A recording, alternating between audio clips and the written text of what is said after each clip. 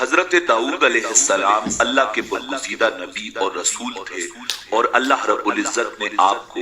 بادشاہت بھی عطا کی۔ انبیاء کرام علیہ السلام میں حضرت آدم علیہ السلام کے بعد حضرت داؤد علیہ السلام ہی وہ پیغمبر ہیں جنہیں قرآن کریم نے خلیفہ کے لقب سے نوازا۔ قرآن کریم کی سورہ بنی اسرائیل میں ارشاد ہے، اور ہم نے بعض پیغمبروں کو بعض پر فضیلت بخشی اور داؤد کو زبور عنایت۔ حضرت داؤد علیہ السلام کی قوم کے 70,000 آدمی عقبہ کے پاس سمندر کے کنارے ایلا نامی گاؤں میں رہتے تھے، اور یہ لوگ بڑی فراخی اور خوشحالی کی زندگی بسر کرتے تھے۔ اللہ رب العزت نے انہیں بے شمار نعمتوں سے نواز رکھا تھا، اور یہ لوگ خدا کی عبادت سے غافل ہو گئے۔ اللہ رب العزت نے ان لوگوں کا اس طرح امتحان لیا کہ ہفتے کے دن کا ادب ان پر لازم قرار دیا، اور اس دن مچھلی کا شکار ان لوگوں پر حرام فرما دیا، اور ہفتے کے باقی دنوں میں شکار حلال تھا، مگر اس طرح ان لوگوں کو آزمائش میں مبتلا فرما دیا کہ ہفتے کے دن بے شمار مچھلیاں آتی تھیں اور دوسرے دنوں میں کم آتی تھیں۔ تو شیطان نے ان لوگوں کو یہ ہیلا بہانہ بتا دیا کہ سمندر سے کچھ نالیاں نکال کر خشکی میں چند حوض بنا لو، اور جب ہفتے کے دن ان نالیوں کے ذریعے مچھلیاں حوض میں آ جائیں تو نالیوں کا منہ بند کر دو، اور اس دن شکار نہ کرو بلکہ دوسرے دن آسانی کے ساتھ ان مچھلیوں کو پکڑ لو۔ ناظرین، ان لوگوں کو یہ شیطانی ہیلا بازی پسند آ گئی، اور ان لوگوں نے یہ نہیں سوچا کہ جب مچھلیاں نالیوں اور حوضوں میں مقید ہو گئیں تو یہی ان کا شکار ہو گیا، تو ہفتے ہی کے دن شکار کرنا پایا گیا جو ان لوگوں کے لیے حرام تھا۔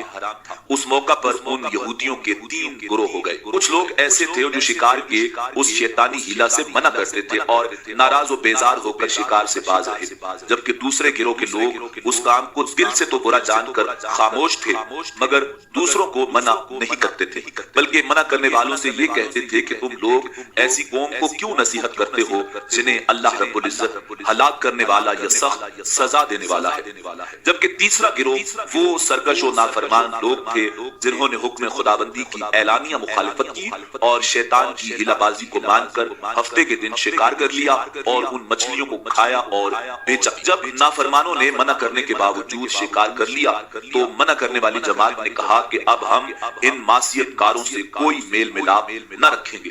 چنانچہ ان لوگوں نے گاؤں کو تقسیم کر کے درمیان میں ایک دیوار بنا لی اور آمد و رفت کا ایک الگ دروازہ بھی بنا لیا۔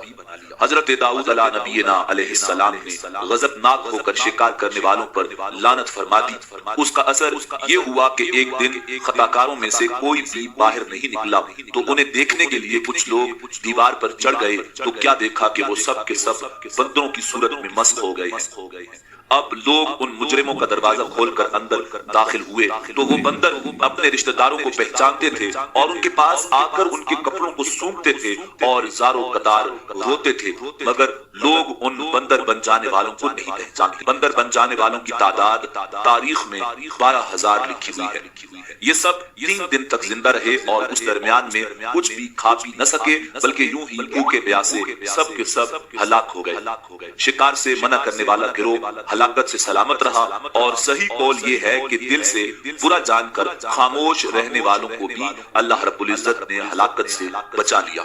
سورہ بقرہ کی آیت نمبر 65 میں اللہ رب العزت کا ارشاد ہے، اور بے شک ضرور تمہیں معلوم ہے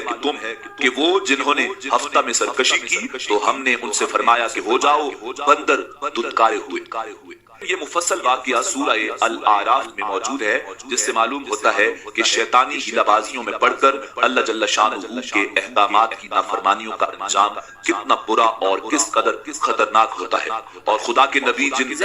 بد نصیبوں پر لعنت فرما دیں وہ کیسے ہولناک عذاب الہی میں گرفتار ہو کر دنیا سے نیست و نابود ہو کر عذاب نار میں گرفتار ہو جاتے ہیں اور دونوں جہاں میں ذلیل و خوار ہو جاتے ہیں۔ حضرت عبداللہ بن مسعود رضی اللہ تعالی عنہ سے صحیح مسلم میں منقول ہے کہ بعض لوگوں نے اپنے زمانے کے بندروں اور خنزیروں کے بارے میں حضور سر کونین امام الانبیاء جناب محمد رسول اللہ صلی اللہ علیہ وآلہ وسلم سے دریافت کیا کہ کیا یہ وہی مسخ شدہ شکلوں والے یہودی ہیں؟